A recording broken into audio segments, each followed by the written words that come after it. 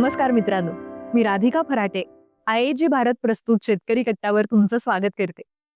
मित्रांनो, आपल्याला एक प्रश्न वारंवार पडत असतो.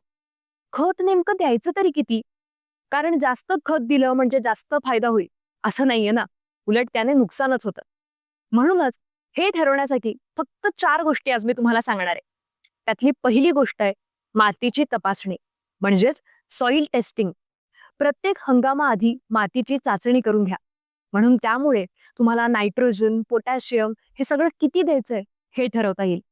दुसरी गोष्ट आहे योग्य वेळी योग्य प्रमाणात. ही गोष्ट लक्षात घ्या. म्हणजेच टप्प्याटप्प्यानं खत देत राहा. म्हणजे पेरणीच्या वेळी थोडं आणि वाढणीच्या वेळी थोडं. तिसरी गोष्ट आहे सेंद्रिय खतांचा वापर करा.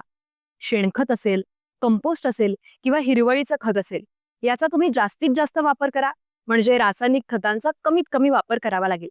आणि चौथी गोष्ट आहे निरीक्षण करा.